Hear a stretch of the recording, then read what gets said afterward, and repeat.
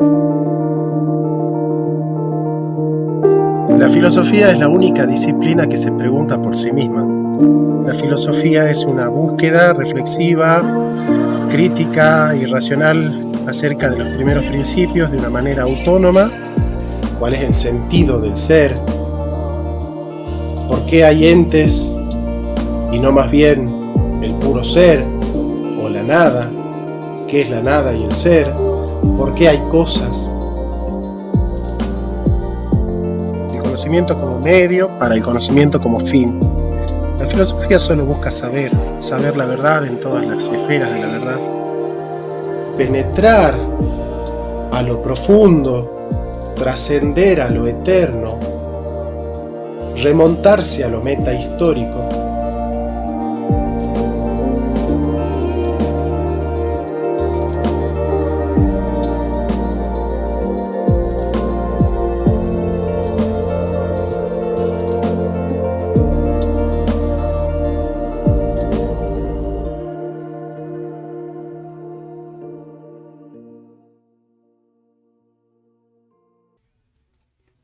Ay, a ver, si es que tengo que arreglar todo esto para que quede bonito. Porque yo uso OBS, yo no uso StreamYard. ¿Entendés? Pará, ¿cómo estás, Jonathan? ¿Todo bien? ¿Qué hace, campeón? ¿Y esos Todo mandados? bien. Ya compramos. Así que ahí la señora ya está cocinando y acá estamos nosotros.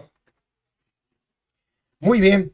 Mirá, estábamos hoy viendo un poco el video con el amigo, ¿cómo es? Monedero. Él tenía un señalamiento particular de lo que él observó del directo de hoy. No es propiamente mi observación. Yo tengo otras observaciones de algunas afirmaciones que se dijeron allí en el directo, que me gustaría charlar contigo y ir matizando un poco, ¿no? Bien, Que creo que no va a haber ningún problema con eso. dale. Mira, te voy a decir lo que a mí me llama la atención hoy por hoy del protestantismo, que es justamente que al menos a mí me parece, de repente es mi experiencia, ¿eh? Ojo, de repente es mi experiencia, es lo que yo viví y no tiene nada que ver con lo que vos viviste. Pero en mi experiencia parece que hay un mundo que divide la práctica de la teoría. Por ejemplo, era algo que yo te señalaba hoy. ¿Cómo sabe el protestante que la Biblia es palabra de Dios? Y el protestante sabe que la Biblia es palabra de Dios porque la iglesia se lo enseña. Punto. La iglesia lo dirige a la Biblia. La iglesia le enseña a abrirse a la Biblia. Le enseña a aceptar la Biblia. Esta es la Biblia, esta es la palabra de Dios. A partir de ahí, la persona empieza a depositar su fe en la Biblia, pero confiando en la iglesia. Porque si el protestante no confiara en la iglesia, ni iría a la iglesia, y mucho menos diría, bueno, ¿por qué tendría que confiar yo en este libro? Mira, este argumento ya lo escucho mucho. Es como que es un debate que ya está trillado porque no se sale de ahí. No se avanza hacia otro lugar. Lo cierto es que siempre vamos a caer en la Biblia. No se puede caer en otro lado. Si vos caes en otro lado, no sos cristiano, no estás razonando como cristiano. Pongo ejemplo. Dice el padre Carreira, dice el protestante, yo lo hago Dale, dale, dale, dale, ahí dale, me dale, que te sale bien. Aparte te sale bien, dale. Aparte te compañeros, sale bien, aparte te sale bien. Dale. aparte, vos sabés que yo lo quiero, al padre Loring, vos sabés que yo lo amo al padre Loring. ¿No? Dice, entonces él dice, dice el protestante, ¿en qué crees? Yo creo lo que pone la Biblia. ¿Cómo lo sabes? ¿Pero por qué crees lo que pone la Biblia? Porque la Biblia es palabra de Dios. ¿Cómo lo sabes? No sabe responder, dice. No sabe responder. Entonces, ahí es donde a mí me parece irresponsable y presuntuoso hablar más de lo que se puede, dice más de lo que podría. Primero porque no conoce el mundo protestante, no lo conoce y está hablando de algo que no sabe. Él quiere hacer una pontificación de la fe católica denostando la fe protestante y se da cuenta que eso es una actitud antiecuménica, él lo dice, ¿no? Porque no presta al diálogo, sí, nadie Claro, puede no, dialogar. a ver, en Nadie eso puede estoy de acuerdo. dialogar. Y a ver, para buscar puntos en común, creo que acá yo estaría de acuerdo contigo porque yo podría decir que si yo le pregunto a un católico de a pie cómo sabe que la Biblia es palabra de Dios, bueno, también podría decir que tal vez ese católico no me sepa responder. Aguarda que te voy a hacer la reflexión. Si yo de entrada te digo que la Iglesia Católica es absurda, ridícula, es una fe ilógica que no tiene razonabilidad, te estoy quitando la posibilidad de dialogar conmigo. O sea, vos vas a querer dialogar con alguien que de plano dice que la fe católica es absurda, ridícula y no tiene sentido. No podés dialogar con alguien que de plano te deslegitima, porque esa persona que te deslegitima primero no está abierta al diálogo. ¿Sí? ¿Qué es lo que pasa con muchos hermanos de la Alianza Evangélica? No están abiertos al diálogo, simplemente quieren denostar. Bueno, frente a eso, yo le pregunto a un católico, vos por ejemplo, ¿no? ¿Vos crees lo que dice la Biblia? Vos me vas a decir, sí. Y te voy a preguntar, ¿por qué crees lo que dice la Biblia? Porque es palabra de Dios. Bien, ¿cómo lo sabes? Porque lo dice la Iglesia. ¿Y cómo sabes que es verdad lo que dice la Iglesia? Porque la Iglesia tiene autoridad. ¿Y cómo sabes que la Iglesia tiene autoridad? Si vos no caes en la Biblia, no podés fundamentar que la Iglesia tiene autoridad. Porque para fundamentar que la Iglesia tiene autoridad, vos tenés que respaldarte en que Jesús escogió a Pedro, que Pedro es la cabeza, que la Iglesia es columna y baluarte de la verdad, y para eso tenés que ir a la Escritura. Bueno, aquí es donde yo te podría decir que no lo veo tan así, ¿eh? Yo te podría decir que yo podría creer en una iglesia aún sin tener una Biblia. Yo podría creer en la Iglesia Católica aún sin tener la Biblia.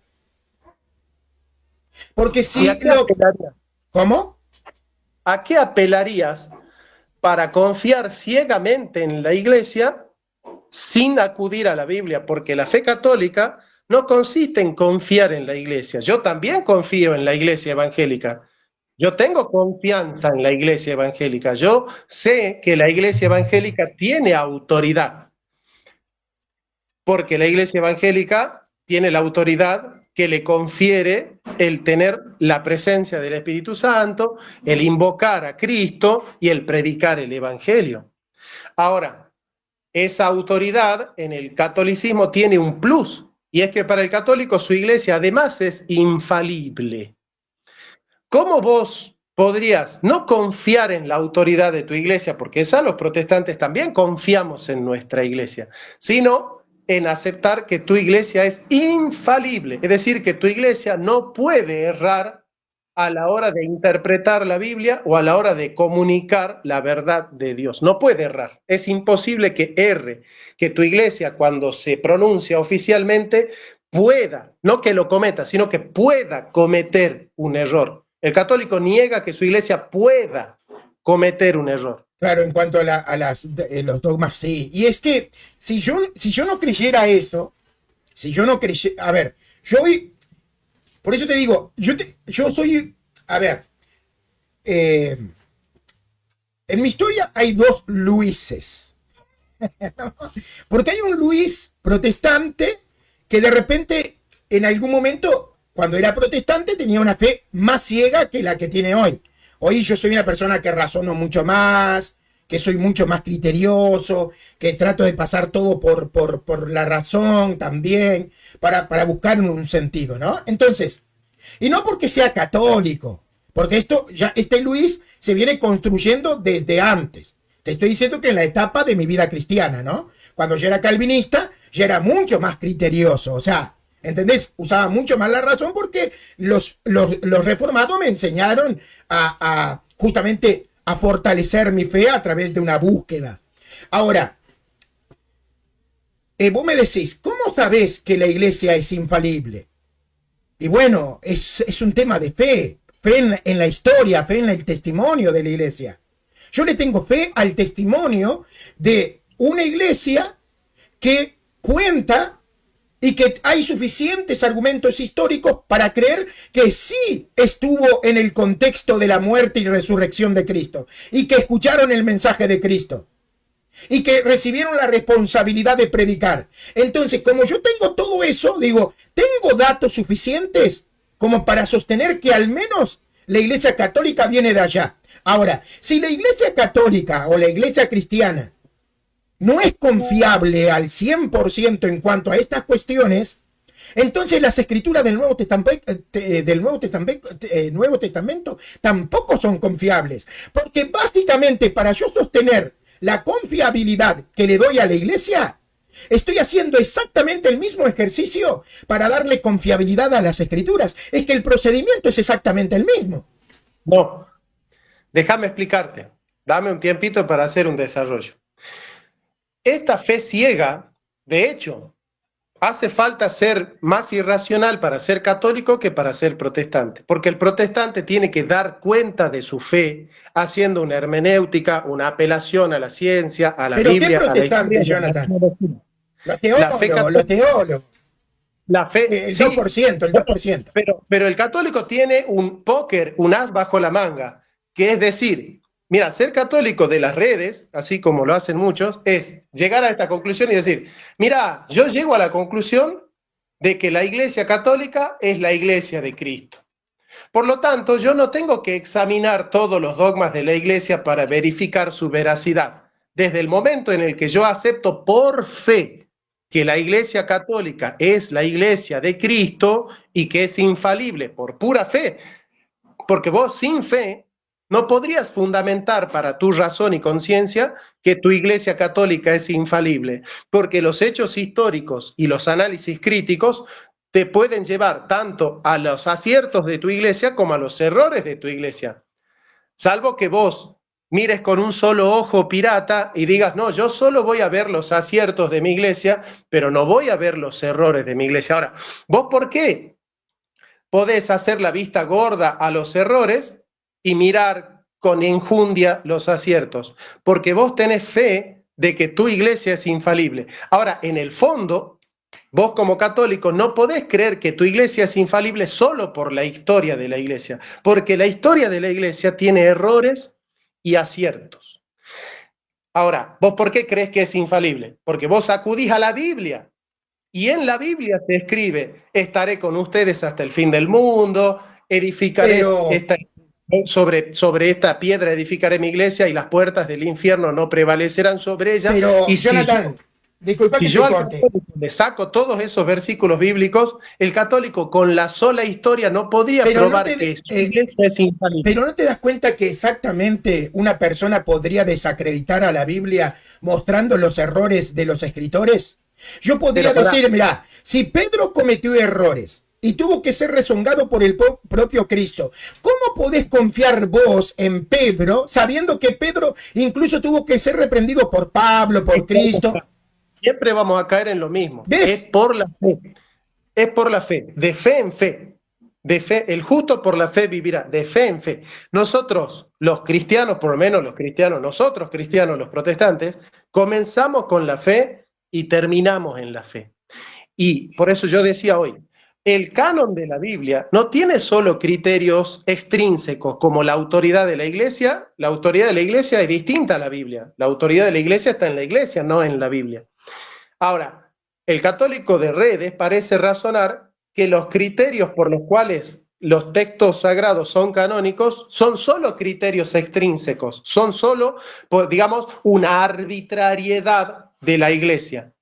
El tema, para nosotros los protestantes, es que los textos estos que están seleccionados, los 77 libros o los 66, son canónicos, no solo por el criterio extrínseco de la autoridad de la iglesia que nosotros no negamos. Nosotros los protestantes aceptamos la autoridad de la iglesia. De hecho, nosotros en el credo, cuando nosotros los protestantes vamos a predicar en el templo, nosotros antes de predicar recitamos y confesamos el credo de los apóstoles que dice creo en la iglesia. Nosotros afirmamos la fe en la iglesia. Nosotros creemos en la autoridad de la Iglesia. Ahora, nosotros no encontramos en la Biblia un argumento para creer que esa autoridad sea infalible. Pero justamente ahí, mirá, justamente es a lo que voy. Justamente ahí es a lo que voy.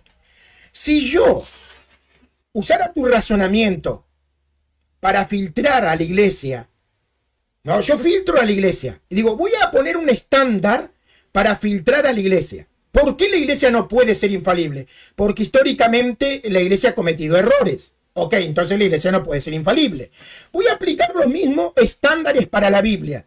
¿Por qué la Biblia? Vamos a suponer que yo diga, me planteé esto, ¿por qué la Biblia no puede ser infalible? Bueno, justamente el canon. ¿Por qué justamente el canon no puede ser infalible? Porque los autores cometieron errores y fueron hombres. Pero pará, es que ahí está la diferencia, Luchito. Ahí está la diferencia. Porque la Escritura da testimonio de que sus autores humanos, sus agiógrafos, eran inspirados por Dios. Pero ese testimonio, ¿lo escribe un hombre o lo escribe un Dios?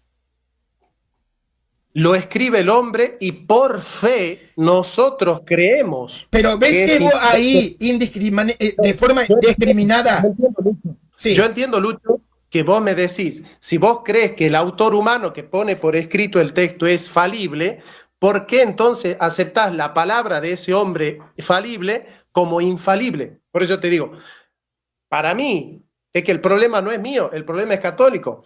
El católico que cree que su fe es totalmente racional y que el punto de partida de la fe católica es la razón, él es el que tiene que probar todos los elementos de su fe. Nosotros los protestantes confesamos en nuestra teología que el punto de partida de las verdades que nosotros aceptamos es la fe.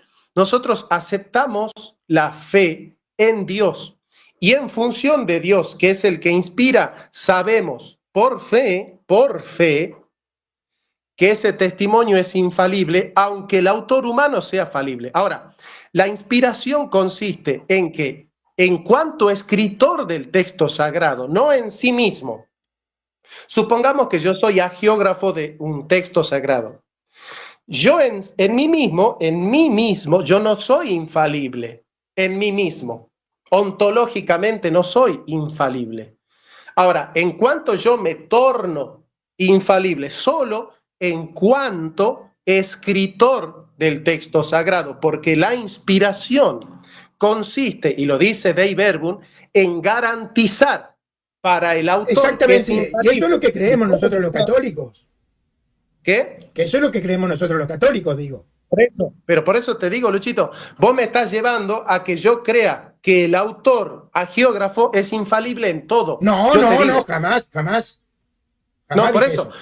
Yo no digo que sea infalible en todo el agiógrafo, porque el agiógrafo, a diferencia mía y de tu iglesia, tu papa no es inspirado por Dios. Tu papa puede ser iluminado, motivado, orientado, corregido por el Espíritu Santo, pero los únicos que pueden atribuirse el don de haber sido inspirados son los autores del texto sagrado. Claro, a ver, Jonathan, disculpa que te corte.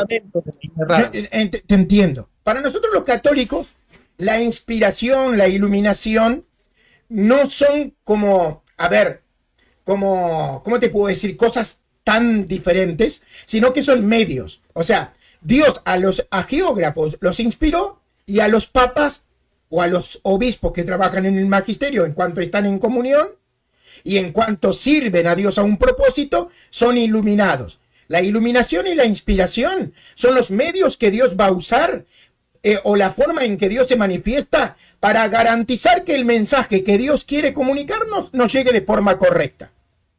Entonces, a lo que yo voy es esto. Yo entiendo tu punto, lo entiendo perfectamente. Vos me decís, mirá Luis, yo creo que la Biblia es inspirada porque la Biblia da testimonio de que es inspirada. Y lo creo por fe. Y lo crees por fe. Ok.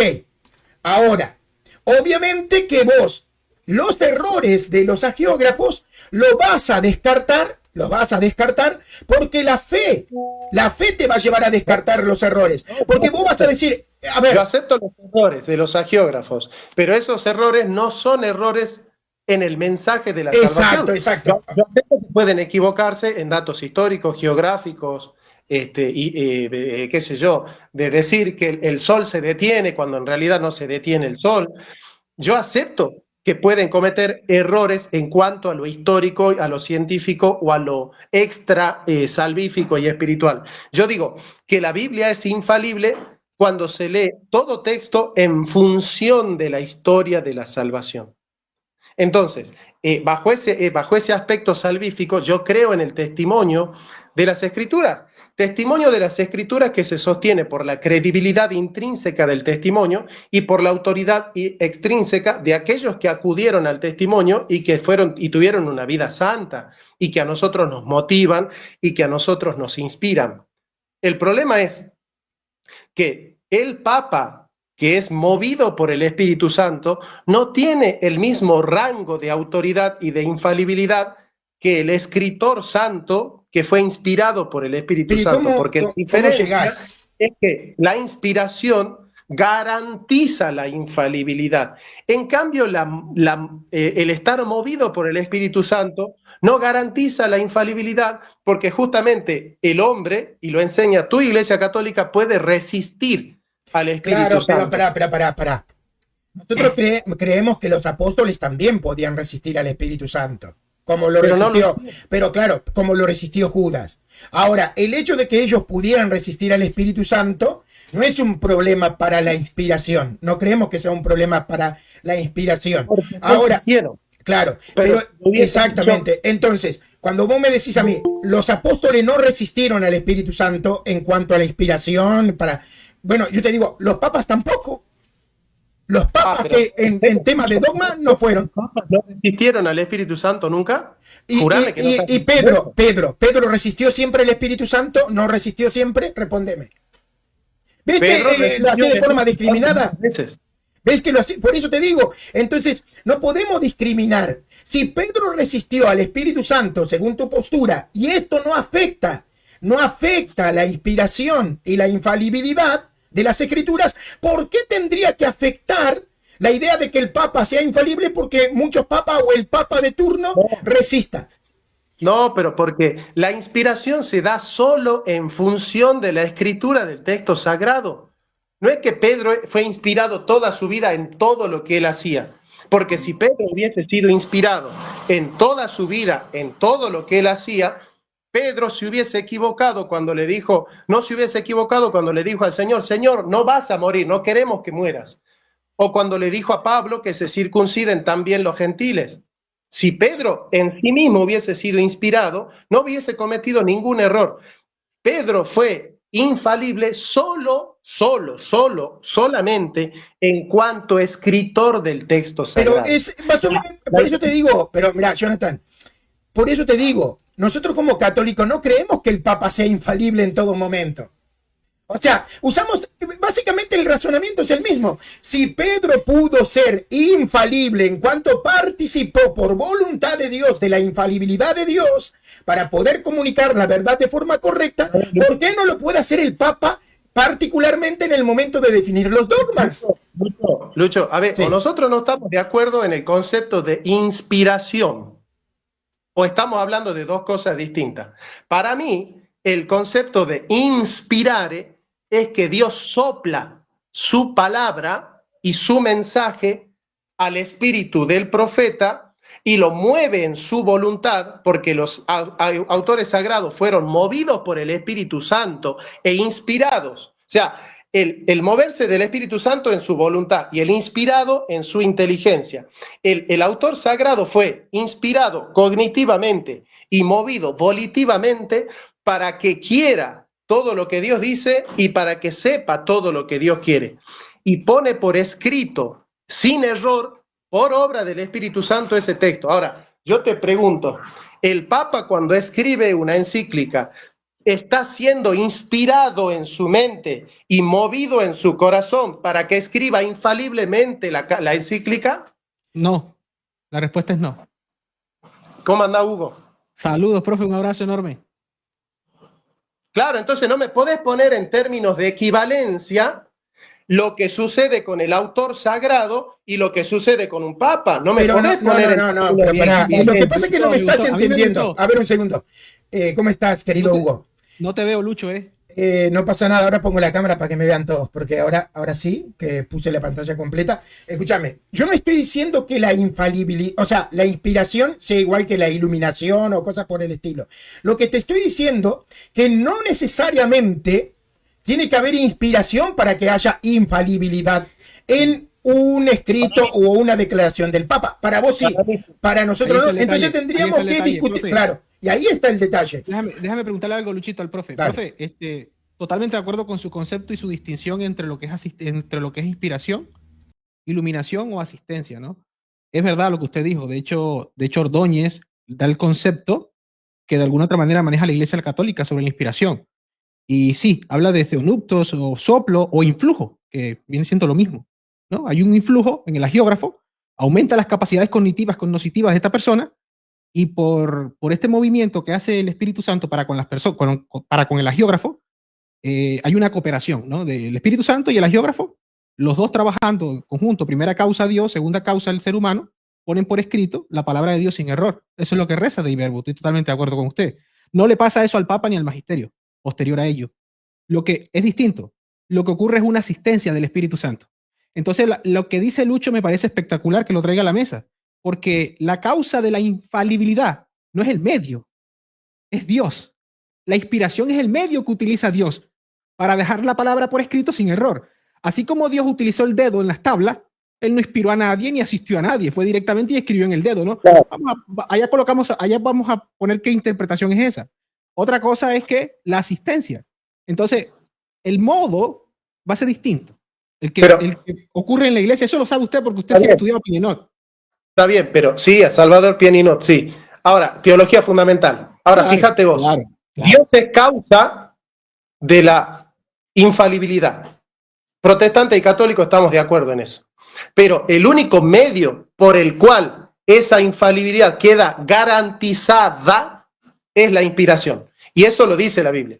La Biblia, en el único momento que dice que es la profecía más confiable, y nada lo que dice, y cuando dice profecía es palabra, ¿no? Palabra.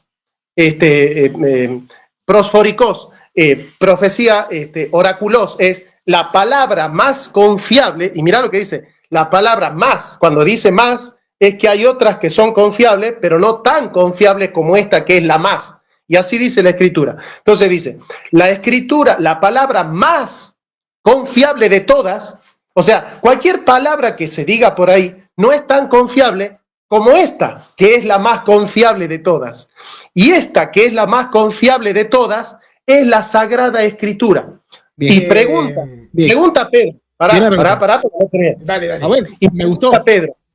Pregunta Pedro, ¿por qué esta, no otra, no cualquier otra palabra, esta es la única que es la más confiable de todas? Dice así, la más confiable de todas. ¿Por qué? Porque los autores sagrados no escribieron desde su voluntad, sino que escribieron siendo movidos en su voluntad e inspirados en su intelecto por el Espíritu Santo. Ahí yo tengo en la Biblia la garantía de que la fuente y el medio por el cual una palabra se torna infalible es Dios moviendo la voluntad e inspirando el intelecto. Lo que tiene que hacer el católico es probar que a través de otro medio que no sea mover la voluntad e inspirar el intelecto, se puede garantizar la infalibilidad. Ok, mira, me gustó. Yo arranco con Luchito. Dame un segundo, arranco con la Biblia. Yo doy una interpretación, vamos a decir así, una interpretación al menos, una variedad o algo que pueda, no sé, como verse viable para contrastar con lo que entiende Jonathan. Yo cuando escucho a Jonathan citar ese versículo, escucho a un protestante. ¿Por qué? Porque escucho que termina diciendo escritura cuando la Biblia no dice escritura. Dice, por ejemplo, profecía. Dice escritura. No, eso dice más adelante. En los Lucho, versículos Lucho, posteriores. Pero pará. Abrázaselo, no importa, abrázaselo. No, pero Abrázaselo. vamos, Yo tengo vamos, amiguitos vamos, católicos que vamos, lo abrazan vamos de así. a poco. Si no, porque se arma relajo. Mira, No. Vamos a interactuar con el profe. Mira, me encantó. Profe, yo estoy totalmente de acuerdo. Bueno, estoy un 99.9% de acuerdo con usted. pero me Ahora, puede, la pero pregunta puedo que él participar, hace. brother, en mi canal. Ok, perdón, Luchito. No seas malo. No, es que me ha encantado tanto, por eso No. me gusta- Yo me te ayuda a entiendo. razonar. Esto es emocionante, pero pará. A ver, Déjame mostrárselo con la Biblia, que sí hay lo otro dice, medio. ¿no? Que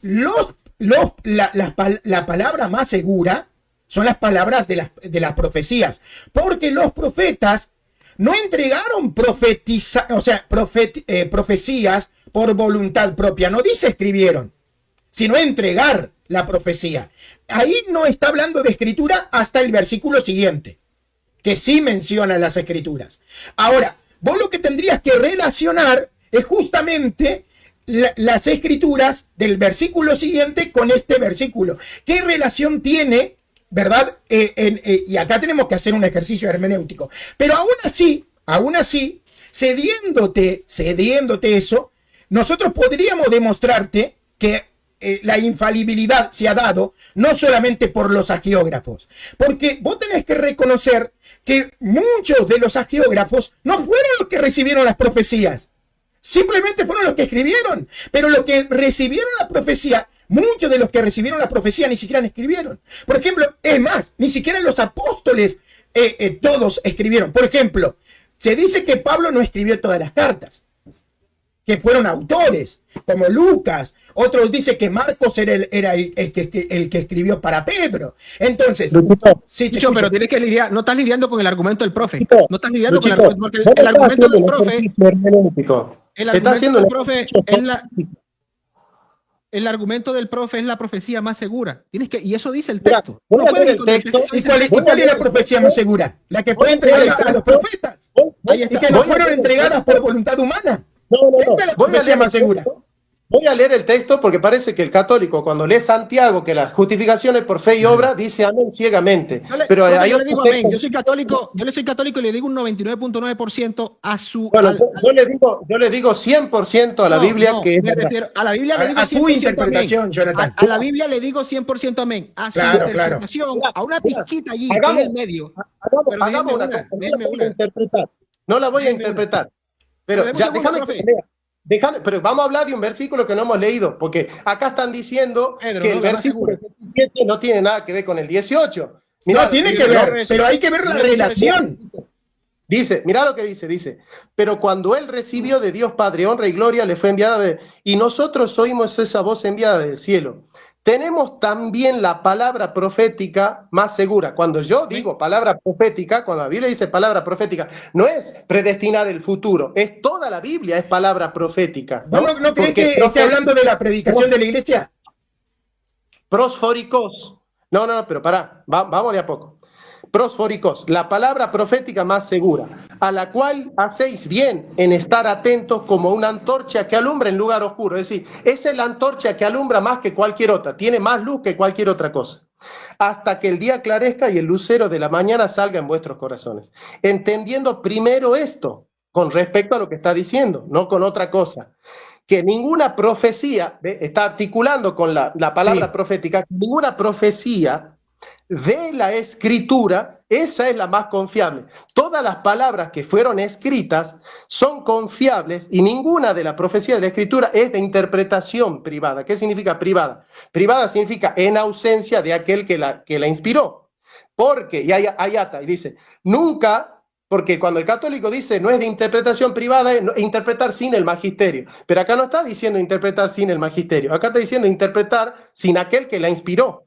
Dice, porque nunca la profecía fue traída por voluntad humana. Ahí está hablando de la voluntad. Fue movido por Dios la voluntad humana. Sino que los santos hombres de Dios hablaron siendo inspirados por el Espíritu Santo. Entonces, yo no voy a interpretar, simplemente le voy a preguntar a ustedes católicos y háblenle a su público. Este texto está diciendo que el fundamento de la infalibilidad del texto bíblico es que es inspirado por Dios y que ese texto bíblico es la palabra profética más confiable. ¿Eso está diciendo este texto, sí o no? Claro, sí. Bien. Sí. Sí está diciendo. El tema es, ¿para quién? ¿Quién interpreta ahora esas escrituras? ¿Vos Ok. o la iglesia para el Tito, pueblo? Déjame interactuar un Dale. poquito porque el profe protestante, él sabe que la Iglesia Católica la fundó Cristo, él sabe eso, él ha leído a Pirenó, él ha leído, mírame, él ha leído a Pirenó, Dale. ha leído a Fisichella, ha leído a la Tauret, los ha leído, se los conoce. Él no, No hace lo que yo voy a falta que decir. haga eso. No hace falta que haga eso porque eso no tiene que ver con lo que estamos hablando nosotros. Perfecto. Así Sí, que es una tribuneada. sí, no, profe. Solo que yo le he dicho a usted en persona de que usted sí ha leído catolicismo y me consta. Profe, estoy totalmente de acuerdo con usted en el sentido de que es la más segura. Estoy totalmente de acuerdo con usted. Pero usted pide otro modo, otro medio que garantice infalibilidad. Podemos definir infalibilidad como lo define la Iglesia Católica, a ver si lo encontramos en la Biblia. Obviamente que el resultado de la inspiración como objeto, la Biblia, es sin error para lo que usted es infalible. ¿Por qué es más segura? Porque es cómo se nos entrega a nosotros la revelación puesta por escrito. Por lo tanto, tenemos el contenido de la revelación puesta por escrito. Ahora, ¿hay algún otro medio que utilice la deidad, el Señor infalible, para garantizarnos a nosotros el entender o aceptar o comprender o saber qué significa la revelación que está puesta por escrita? Porque usted me trajo el argumento de Godfrey. Bueno, yo voy ahí con la Torah y Pirenó, que usted mismo los conoce. Entonces podemos encontrar en la Biblia, el testimonio histórico donde Dios garantice no el contenido de la revelación puesta por escrita, sino el significado de la revelación por esa compañía, por esa cooperación entre la primera causa, que es la deidad, el Señor infalible, haciendo partícipe al instrumento que es el ser humano en ese carisma de acompañamiento, asistencia, para que nos dé el verdadero significación de la revelación. Necesitamos la significación de la revelación, porque yo creo que usted puede aceptar que la escritura no tiene toda la significación de manera formal. Necesitamos la formalidad. Por lo tanto, tengo que encontrar en la Biblia, que es la infalibilidad católica, que el Espíritu Santo, por promesa de Cristo, es dejado a los magisterios para que al momento de enseñar la verdad no falle, de enseñar la verdad, no escribir la verdad, de enseñar la verdad. Ya la verdad la tenemos, es la revelación, ya la tenemos, es Cristo, se automanifiesta, como dice la Tauret. Entonces, vemos que la verdad está solo escrita en la Biblia. No, así no, solamente que le concedo para ir al punto de mostrarle otro medio. ¿Por qué? Porque está toda la Trinidad en la Biblia de manera formal, está toda la cristología de manera formal en la Biblia. Necesito de la manera asistencia. formal no, pero Exacto, el contenido de la verdad está escrito solo en la Biblia, ¿sí, no? Entonces, y entonces la Trinidad formal no es verdad. Está fuera de la Biblia, la formalidad está fuera de la Biblia. ¿O no? La formalidad es verdadera porque reposa en el contenido material de la Biblia. Si no reposara en el contenido material de la Biblia, no sería verdadera. La pregunta suya es que si hay verdad fuera de la Biblia. ¿La formalidad es verdad? ¿Está material, dentro de la Biblia? Verdad material. ¿Hay verdad material fuera de la Biblia? Formal. No, ¿hay verdad material fuera de la Biblia? Razonando como razona el protestante, yo podría decir que sí, porque la tradición, que es lo que enseña la Iglesia de manera oficial, para un segundo punto A en la historia, se toma como material. Ejemplo, la doble voluntad de Cristo cuando el concilio apela al Papa. Pero no reposa en ningún versículo bíblico, en ningún análisis bíblico. ¿Hay algo de un concilio católico que no reposa en un texto sagrado? No, a ver, dame un segundo. Déjame tirar un bocado. A ver, déjame tirar un bocado. Brother, un segundito y ya seguís. A ver, la Iglesia Católica podría aceptar, y de hecho muchos aceptan, lo que viene a ser la suficiencia material de las Escrituras. Entonces, obviamente yo te podría decir, sí, de alguna forma podríamos nosotros apelar a la Biblia para sostener todo lo que sostiene la Iglesia Católica. Sí. Pero el tema es que acá viene lo que justamente está tratando de claro. Porque, ¿qué sucede? Por ejemplo, tenemos a un Néstor Díaz que dice que la Trinidad no es infalible. Porque la Trinidad, como es un desarrollo, entonces no es infalible.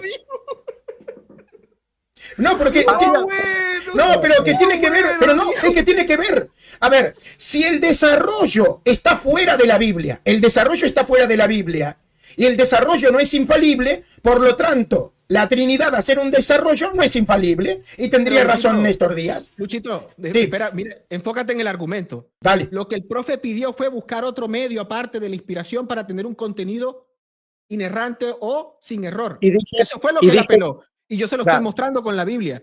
La primera causa, haciendo partícipe a la causa instrumental para tener un contenido. Y tenemos un ejemplo incluso en el primer siglo, el de los Hechos de los Apóstoles. ¿Hay un acompañamiento, una asistencia por parte del Espíritu Santo al magisterio?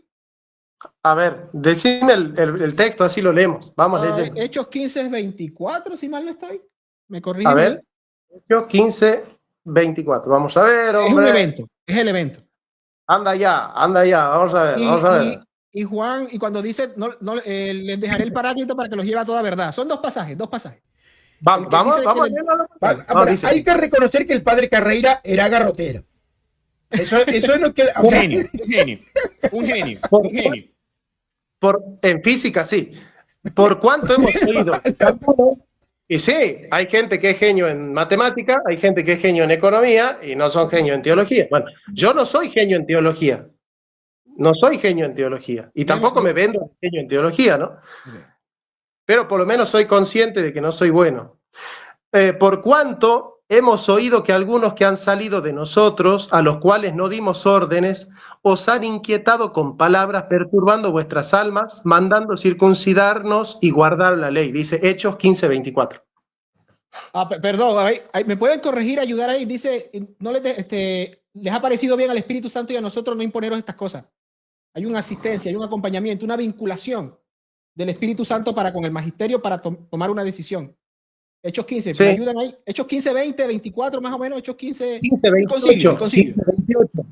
Oh, 28. Perdón, no estoy afinado ahí en los versículos, perdón. Sí. Léanlo. Dice, porque ha parecido bien al Espíritu Santo, y a nosotros, no imponeros ninguna carga más que estas cosas necesarias, que os abstengáis de los sacrificados a ídolos, de sangre, Sí. Bien, entonces tenemos dos citas bíblicas. Una donde dice, no los dejaré solos, les dejaré el paráclito para que los guíe a toda verdad. Eso se lo dice. Eso no está diciendo que la iglesia es infalible. Pero bueno, sigamos. Bueno, hay que definir qué es infalibilidad entonces, porque la infalibilidad es eso, es la gran prerrogativa de que el Espíritu Santo asiste a toda la iglesia maestra para que al momento de enseñar no falle. Esa es la infalibilidad. No, pero ese texto no está diciendo. No, pero ese texto está diciendo, estaré con ustedes. No está diciendo, ustedes no se van a equivocar nunca. Es que el católico no predica que no se va a equivocar nunca. Predica que al momento de definir o enseñar la revelación, enseñar la revelación, no va a fallar. Vamos a un versículo que sostenga eso. Nunca. Mira, el versículo es su interpretación con la interpretación del cristianismo de todos los tiempos.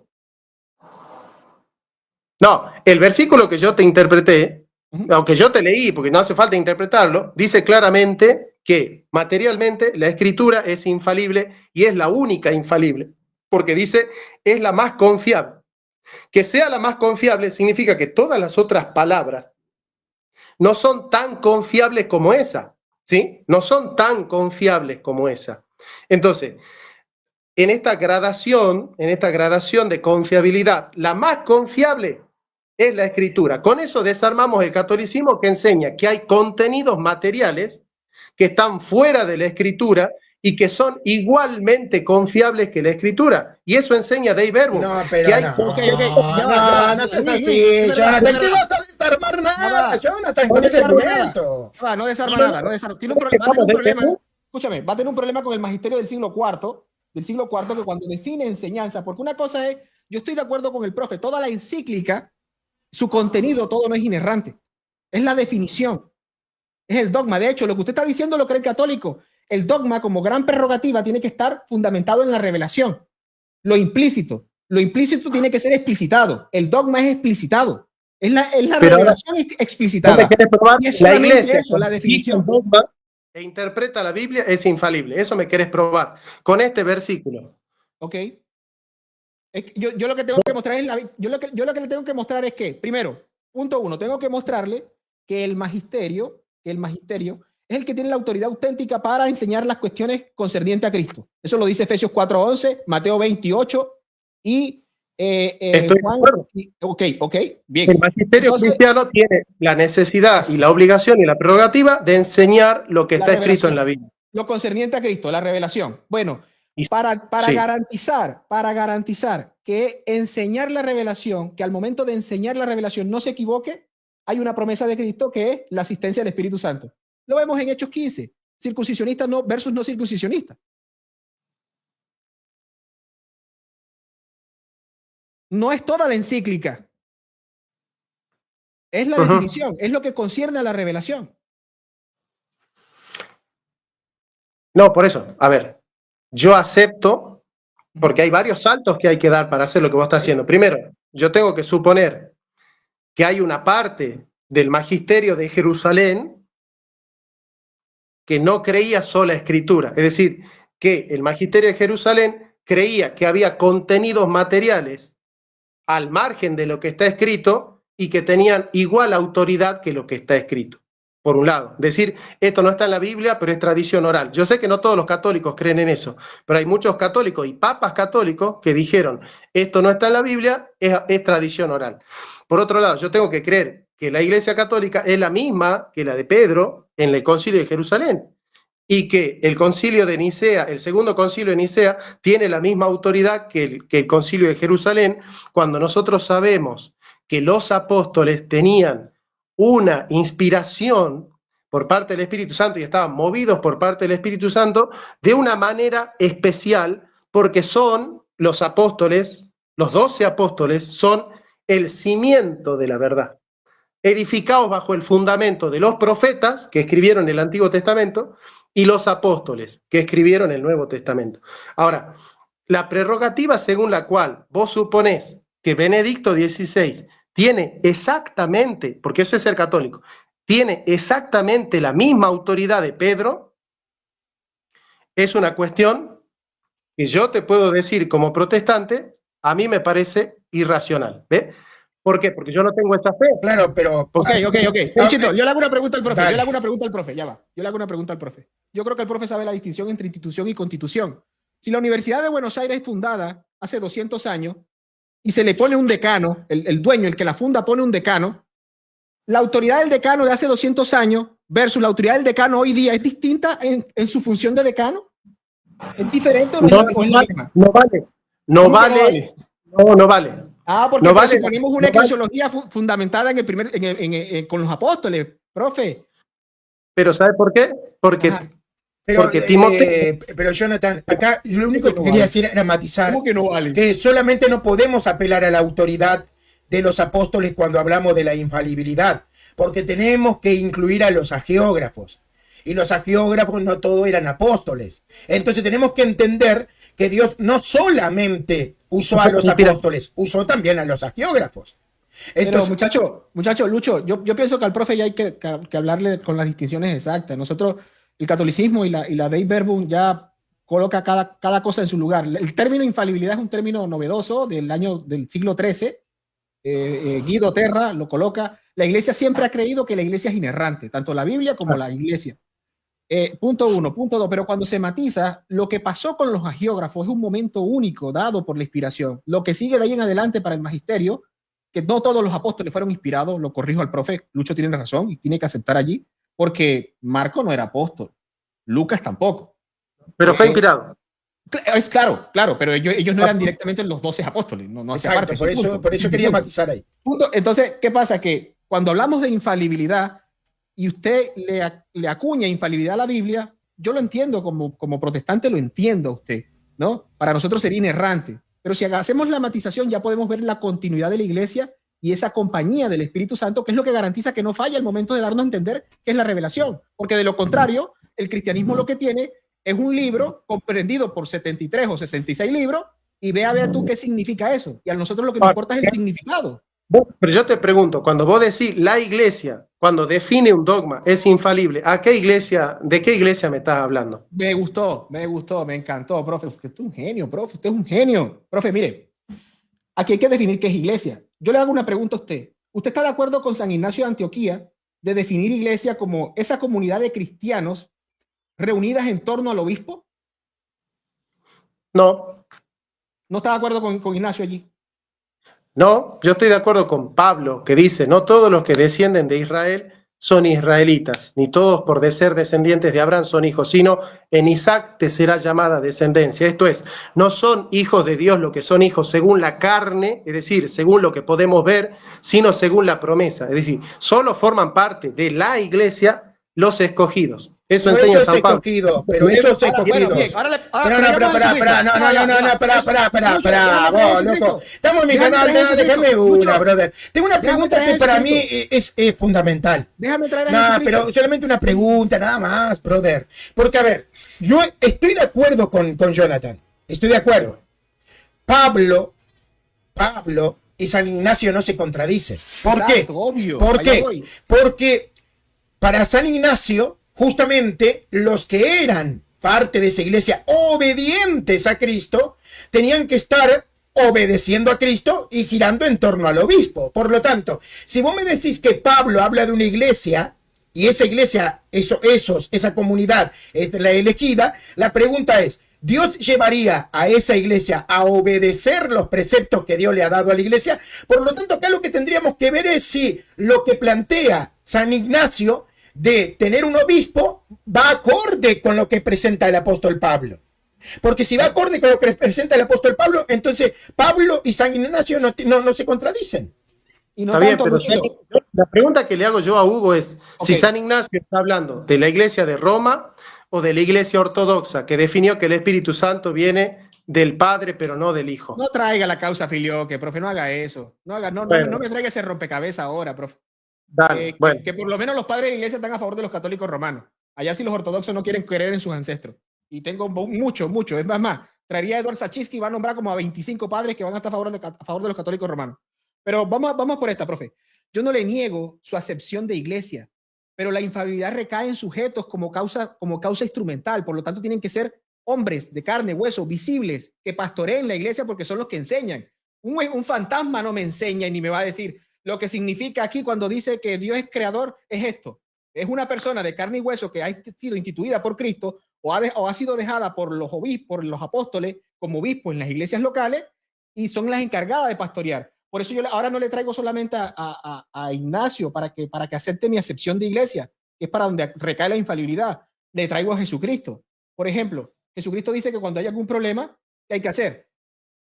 Lo corrijo en privado, lo corrijo en público, llamo a unos hermanos, llámalo al concilio o llama a la iglesia, dice algunas traducciones, a ver que tomen la decisión. A ese sentido, a esa acepción de iglesia yo apelo, porque es la que hay que apelar cuando se habla de infalibilidad, porque estamos hablando de sujetos. Sí, es que yo acepto la autoridad de la iglesia. Pero ahí ya está. Bueno, ahora vamos a ver si es infalible o no es infalible. Claro. Bien, ahora, ¿vos crees que, ahora yo te pregunto, ¿vos crees que tu iglesia es infalible por una cuestión hermenéutica o por una cuestión de fe? Es un fides ratio, es un fides y razón, hay un artículo de fe, porque partimos de los artículos de fe. Luego que recibimos la fe, el primer paso es fe y el segundo paso es que esa fe no violente la razón. Por lo tanto, yo voy a creer que es infalible por creerle ciegamente a Jesucristo, que no me miente, que cumple su palabra, que es todopoderoso. O sea, ya presupongo y parto del principio de autoridad, pero en la persona de Cristo, que no me miente, que dice que le ha dejado el Espíritu Santo a la iglesia. Claro. Yo leo, por eso, fíjate, ¿no? Todo esto es una cuestión filosófica. Eso no es hermenéutica, ¿eh? No es solo hermenéutica, digamos. Hay en la cognición del hombre. Menos la hermenéutica del sujeto, ¿eh? Y me voy a comer porque mi novia me está esperando acá para comer y ya se está enfriando. Si no, después vuelvo, no hay problema. Hay un recorte, ¿sí? Vos fijate que fenomenológicamente, si vos querés estudiar lo que estamos haciendo nosotros, es que vos ves un debate entre un católico y un protestante, y el protestante está poniendo un versículo bíblico como regla positiva para interpretar a otros, y el católico está poniendo los suyos como regla positiva para interpretar los otros. Siempre utilizamos la analogía de la fe haciendo primar un versículo por encima de los otros. Entonces, por ejemplo, nosotros los protestantes decimos, y te estoy hablando como filósofo acá, que decimos, no, porque la Biblia dice que la iglesia va a apostatar.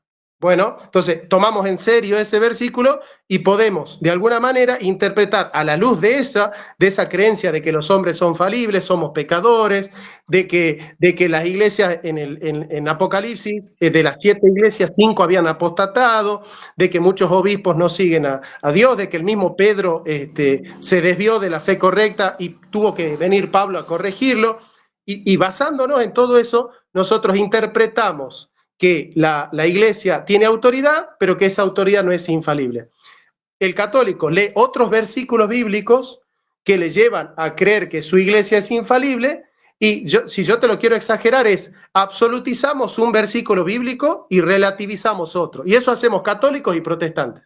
Absolutizamos un versículo bíblico y relativizamos los otros. Entonces, yo te pregunto a vos, ¿es absoluto o relativo que todos los hombres nacidos de varón, ¿no? Todos los hombres nacidos de varón son pecadores y nacen en pecado?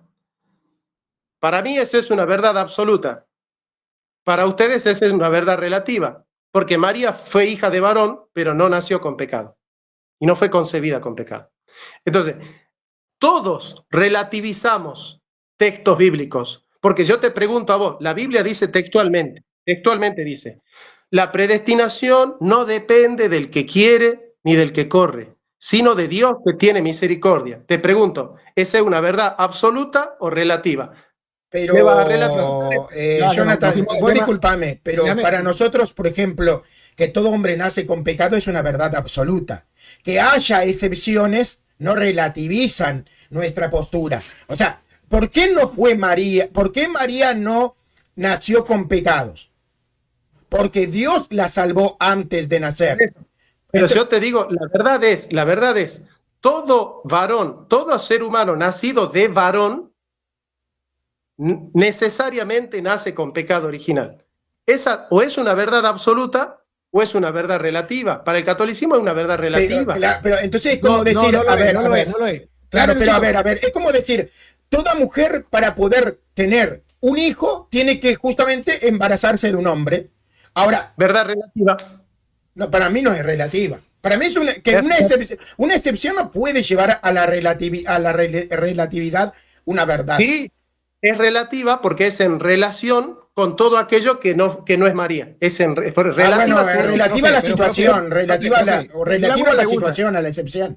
Profe, yo aquí, esto me genera un conflicto. Esto que usted dice me genera un conflicto, porque qué manera de tratar la Biblia. Usted cuando dice que abraza una verdad absoluta, usted lo que me está diciendo es que, vamos a suponer, un ejemplo, ¿no?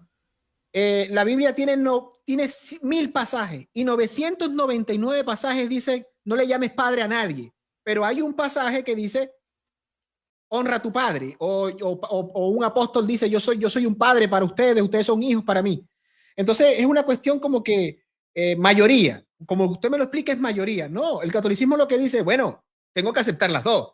Tengo que aceptar la verdad absoluta, son las dos y no hay una contradicción en ella, debe haber una armonía. En un lado Pablo dice que el hombre es justificado por la fe y en otro lado dice Santiago que el hombre es justificado por las obras. Entonces no es un versus, es un todo, algo íntegro. Entonces no voy a ponerme yo a seleccionar o a sectorizar la Biblia, yo abrazo el conjunto. Yo te estoy diciendo, mira, yo te estoy diciendo así, presta atención. Pablo dice así, dice, por gracia sois salvos por medio de la fe, y esto no de vosotros, pues no por obras no, dice Pablo. Pablo, por obras no, por obras no. No dice por obras de la fe. Dice, pero no, escúchame bien. Pablo dice, por obras no. Y Romanos 4:4 dice, y más aquel que no obra, dice, Romanos 4:4 dice, el que no obra, el que no hace obras, el que no hace obras, sino más bien cree en aquel que justifica al impío, su fe sin obras es contada por justicia. Dice literal, dice Romanos 4:4, literal. Ahora, Santiago dice, aquel que no tiene obras, pero tiene fe, ¿podrá su fe salvarle? Son dos textos que aparentemente son contradictorios. Evidentemente, yo le pregunto al católico, católico, ¿tu fe es contradictoria? Católico me responde, no, mi fe no es contradictoria. Ahora me voy al protestante, le digo, protestante, ¿tu fe es contradictoria? Protestante responde, no, mi fe no es contradictoria. Ahora, yo como filósofo hago una fenomenología de lo que pasa cognitivamente en la mente de aquel que trata de resolver la contradicción. Yo le pregunto a Lucho, Lucho, ¿el protestantismo resuelve la contradicción? Lucho me dice, sí, sí la resuelve a la contradicción. ¿El católico resuelve la contradicción? Lucho me responde, sí, el católico sí resuelve la contradicción. Ahora, ¿cómo resuelve la contradicción el católico y el protestante? El procedimiento es el mismo. ¿Por qué? Porque el católico toma lo que dice Santiago como regla positiva para interpretar lo que dice Pablo. Entonces, de alguna manera, y te lo exagero para que me entiendas, de alguna manera el católico está absolutizando lo que dice Santiago para relativizar lo que dice Pablo. Porque Pablo dice explícitamente, es más, hay más versículos bíblicos que niegan que es por obras que ese versículo que dice que es por obras. Ahí está, profe. Es que con que existan 999 que digan que sí y uno que diga agregue algo, por ejemplo. Mire, profe. Se está resolviendo la contradicción. El católico resuelve la contradicción. ¿Pero cómo? No, pero ustedes tienen una negación formal. El católico no está dispuesto a relativizar lo que dice Santiago. Profe, ustedes pero tampoco estamos dispuestos a relativizar lo que dice Pablo. Porque la pregunta es, profe, porque eso es lo que lo crees vos. Déjeme hacerle esta pregunta. Porque yo he leído bastante luteranismo para el tema de la justificación. Porque también quería responderle que hay que ver la revelación a la luz de quien la inspiró. Estoy totalmente de acuerdo. Eso lo dice Dave Verbum, para ese era el tema pasado. Por eso yo tengo que saber quién inspiró. Inspiró el Espíritu Santo. Pero entonces tengo que preguntarme a quién asiste el Espíritu Santo. A una iglesia maestra asiste el Espíritu Santo. A la luz de ese mismo Espíritu Santo es que yo voy a ver la revelación. Por eso escucho a la iglesia católica, porque sé que es asistida por el Espíritu Santo. Entonces, eso para responder eso, ¿no? Y si luego ojalá me hubiese encantado quedarme allí. Pero, profe, este tema con la justificación, el detalle es que yo no niego, de hecho, López Barrio lo explica, el tema de Abraham y Romanos 4. Entonces la cuestión es, ¿hay una negación directa, material, del texto en el sentido literal por parte del protestante? La hay. Ustedes niegan la justificación por las obras. Entonces, ¿en qué momento se habla de obras en el catolicismo? Es que estas integran la fe, porque no solamente se tiene fe como un creer nada más, como algo infuso, como es el católico, algo infuso que mueve la voluntad y el intelecto a adecuarse a Dios. Es el acto de voluntad también movido en primera instancia por Dios, que amén, le digo amén, para que el hombre obedezca lo que demanda Dios. Por lo tanto, hay que preguntarse, Abraham, la prostituta, Rahab, como lo dice Santiago, cuando ellos actuaron conforme a lo que creyeron, eso es obra, actuar, esa acción de obedecer conforme a lo que creían, que les demandaba Dios, cuando actuaron, ¿eso se le contó por justicia? Si la respuesta es sí, punto para el catolicismo. Yo no sé cómo entran ustedes allí. La verdad, yo por más que estudié ese tema, la pregunta es, ¿ese actuar conforme a lo que cree? Porque para el católico eso es fe también.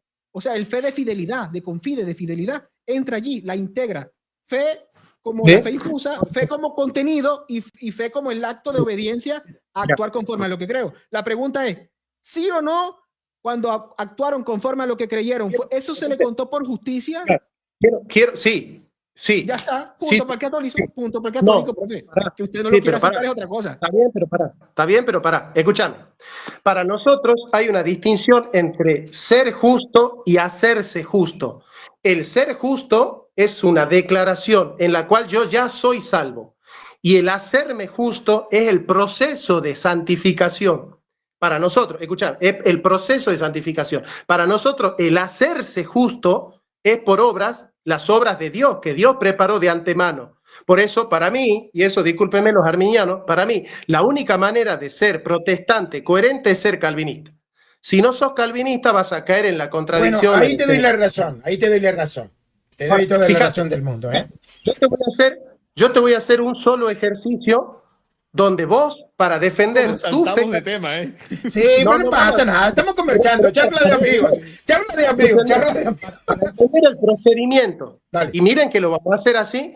Yo te aseguro, y doy una profecía actual ahora, que Hugo va a tener que relativizar sí o sí el texto bíblico que voy a leer ahora para defender su catolicismo, se va a ver obligado a relativizarlo y a no tomarlo tal cual está escrito. ¿Quieren que hagamos la prueba? Hacelo conmigo.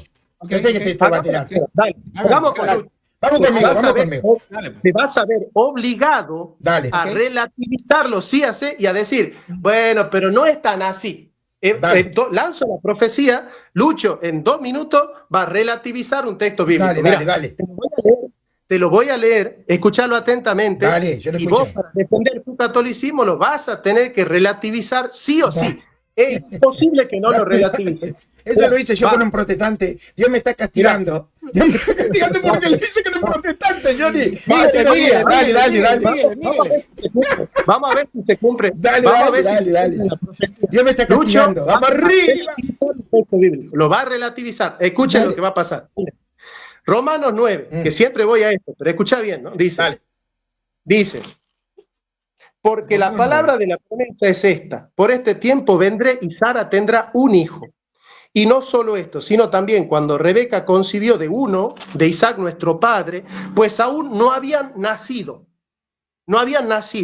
y no habían hecho ni bien ni mal, no hicieron nada, no había obras, no hicieron nada, para que el propósito de Dios conforme a la elección de Él, a la elección divina, permanezca. La elección divina permanece, no por las obras humanas, sino por el que llama, por Dios que llama. La elección depende de Dios que llama y la elección no depende para nada de las obras humanas, de ninguna manera. Así está diciendo este texto literal. Se le dijo, el mayor servirá al menor, como está escrito, a Jacob amé, en Rebeca, en el vientre de Rebeca, sin que Jacob haya hecho nada, a Jacob amé, mas a Esaú aborrecí. Y ya sé que me va a decir, está hablando del servicio y no de la salvación. Bueno, sigamos, ¿no? ¿Qué pues diremos? ¿Que Dios es injusto? De ninguna manera. ¿Por qué? Porque hay libre albedrío y Dios le da la posibilidad a todos de que se salven. No, no era católico San Pablo, dice. Pues a Moisés dice, tendré misericordia del que yo quiera y me compadeceré del que yo quiera. Así que no depende, dice, no depende del que quiere. No depende del que corre, sino solamente de Dios que tiene misericordia. Porque la Escritura dice a Faraón, para esto te he levantado, para mostrar en ti mi poder y para que mi nombre sea anunciado por toda la tierra. De manera que Dios, de quien quiere, tiene misericordia y al que quiere endurecer, endurece. Pero me dirás, ay, entonces, ¿por qué Dios nos echa la culpa? Porque si nadie puede resistir su voluntad. No, es que el hombre tiene albedrío. No, no era católico San Pablo, dice, mas antes, oh hombre, ¿quién eres tú para que alterques con Dios? Dirá el vaso de barro al que lo formó, ¿por qué me has hecho así? ¿No tiene potestad el alfarero para hacer de la misma masa un vaso para honra y otro para deshonra? ¿Y qué? Si Dios, queriendo mostrar su ira y hacer notorio su poder, soportó con mucha paciencia los vasos de ira preparados para destrucción, y para hacer notorias las riquezas de su gloria, las mostró para con los vasos de misericordia que Él preparó de antemano para gloria, a los cuales también ha llamado, esto es, a nosotros, seleccionados no solo de entre los judíos, sino también de entre los gentiles, como también dice en Oseas, llamaré pueblo mío al que no era mi pueblo y a la amada no amada. Y en el lugar donde se les dijo, vosotros no sois pueblo mío, se les dirá, son hijos del Dios viviente. Mirá lo que dice. También Isaías clama tocante a Israel. Si fuere el número de los hijos de Israel como la arena del mar, tan solo el remanente escogido será salvo. Tan solo el remanente escogido será salvo. No por obras, porque si fuese por obras ya no sería de gracia, y si fuese de gracia ya no sería por obra. Te pregunto, vos tenés que defender que la predestinación católica en parte, depende de la elección humana. No es elección incondicional como acá está diciendo. Yo te digo, trata de defender tu catolicismo sin relativizar ningún versículo que acabo de leer yo. Ok, mirá, lástima que no tengo una manga. Lástima que no tenga, si no, si tuviera una manga o así, mirá, algo así. Vos dijiste que Pablo no era católico. Te digo, Pablo era católico, tomista, bañesiano. Porque vos no me podés negar que hay católicos que vamos arriba con Tomás, vamos arriba Santo Tomás. Ahora Santo Tomás me cae como un anillo al dedo, vos sabés por qué lo digo. Exactamente. Porque hay católicos que están en contra de este texto bíblico y vos lo sabés o no. Claro, Ahora, claro. Luchito, seamos sinceros, ponete la mano en el corazón. Hay una sola manera de interpretar correctamente este texto y es la manera tomista. Y el molinismo es una herejía si yo tomo en serio este texto bíblico, ¿sí o no? Bueno, no te podría decir que es una herejía el molinismo, pero sí te diría que yo estaría más de acuerdo con una interpretación tomista. Yo, particularmente. No sé, Hugo. Pero ya va. Primero, algo para mencionar, pero no para agarrarme ahí, porque sé que el profe, fíjate, ya está relativizando. Primero, la revelación no solamente tiene la significación literal, el sentido literal, tiene otro sentido. Punto 1. Punto 2. En el mismo texto, esto, de hecho, estaba leyendo, esa vez creo que era, ya a mencionar el nombre, no sé si era, no me acuerdo si era, no importa ahora, no me acuerdo el nombre, después lo menciono. Profe, cuando niega las obras, cuando ese pasaje, vuélvalo a leer, cuando se niega las obras, es cuando se hace un verso entre las obras y la gracia. Léalo. Obviamente que las obras que se niegan son las que se colocan en versus con las gracias, o sea, o es gracias o es obra. No. Léalo otra vez. Sí. Entonces, mira, está diciendo que la elección de Dios no se realiza conforme a las obras. ¿Siga? Y que Dios escoge en el seno de Rebeca amar a uno y desechar a otro sin que hayan hecho nada, ni bueno ni malo.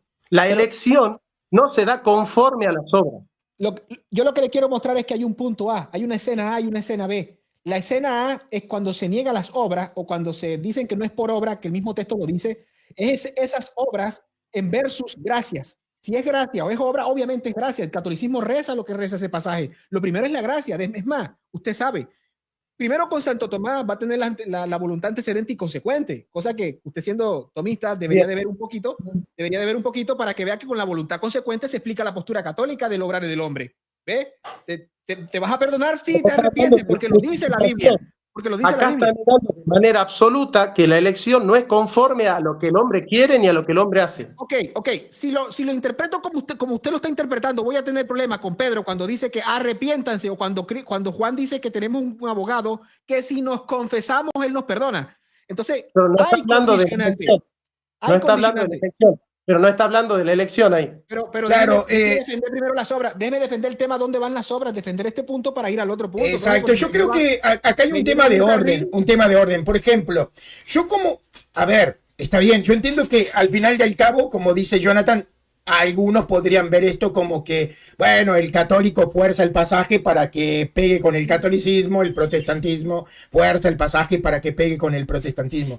Pero de alguna manera, el católico sí está de acuerdo que la salvación no es por los méritos humanos. ¿En cuanto a qué? En cuanto el hombre no mereció la muerte de Cristo en la cruz. La muerte de Cristo en la cruz es algo que el hombre mereció. Estamos hablando de eso. Lucho, mira, yo te pregunto una cosa para que aclaremos. Ahora, Luchito. Claro. Este texto bíblico habla de la elección condicional o de la elección incondicional. Lucho, este texto, ¿de qué está hablando? Bueno, yo acá me pusiste en una profe, yo soy automista, brother. ¿Qué te puedo decir? ¿Por qué usted lleva el debate de la controversia de Auxili? ¿Por qué usted lleva el debate de la controversia de Auxili? Respóndeme solo eso, Lucho. Este texto está defendiendo la elección condicional o la elección incondicional. Bueno, lo que pasa es que tendríamos que ver qué tipo de elección, qué entendemos por elección, pero... Ya estás revelando lo que estás haciendo, Lucho. No, pero pará, Jonathan. El profe lleva el diálogo a la controversia de Auxilio. Claro. Entonces, a ver, yo entiendo eso, ¿no? Pero, a ver, ¿cómo te puedo decir? Yo aún asumiendo, vamos a suponer que yo asumo que ese pasaje está hablando de una elección incondicional. ¿A quién se lo aplico? a todos, a un grupo, a las personas que de repente Dios tenía un propósito especial con ellos. ¿Entendés? O sea, realmente la discusión detrás de ese texto es muy amplia, hay mucha tela que cortar. No, pero ahora, pues siguiendo el principio de no contradicción, si es verdad la elección incondicional, entonces es una herejía la elección incondicional. ¿Estamos de acuerdo o no? Bueno, si fuera así, obviamente. Es una condición, es un razonamiento hipotético. No. Si la elección incondicional es verdadera, la elección condicional es falsa. ¿Estamos de acuerdo o no? Estamos de acuerdo. Si fuera así, no es que... Si fuera así, o sea, si vos pones eso, si esto es verdad, Bien. ojo, podrían convivir las dos, podrían convivir las dos, podrían convivir las dos. Porque es lo que le, como dice Rollo Marín, el beneplácito de Dios, es el beneplácito de Dios, ¿ve? Y el querer de Dios con voluntad antecedente y consecuente, Él lo ha dispuesto así, y en las dos atañe o atacha o adjunta la libertad del hombre. He puesto delante de ti el bien y el mal, ¿ve? Si te arrepientes, si te conviertes. Claro, pero a ver, Jonathan, una pregunta. ¿Vos crees, al menos podrías aceptar que podrían convivir las dos elecciones? Vamos a suponer, Dios tiene de repente personas específicas que están dentro de un propósito y estos son llamados por una elección incondicional y otros por un tipo de elección incondicional. ¿Podrían convivir las dos? ¿Sabes por qué?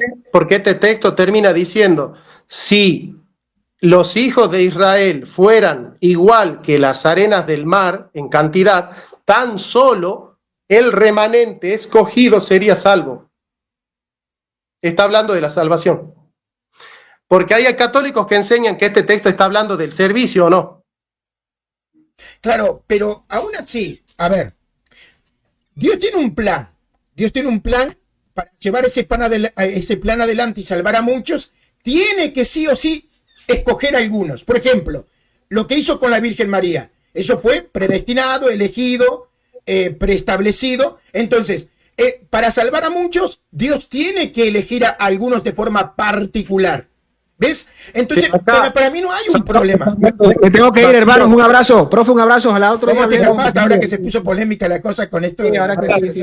Anda, doctora. Anda, me querés vestir ahí, anda. ¿Cómo corres, brother? Mirá, acá tengo la comida, me está esperando, ¿eh? Bueno, dale, nos vamos. Porque ahora entramos con el tema de la predestinación y yo no estoy preparado para esa discusión. Abrazo, no seas molinista. No. Porque vos venís de la Reforma, no puedes ser un molinista. No, yo no soy molinista. Pero estuve a punto de ser molinista, pero no soy. Sí, pero bueno, gracias a Dios entendiste la verdad, Luchito. No te hagas rotero, Jonathan. Bueno.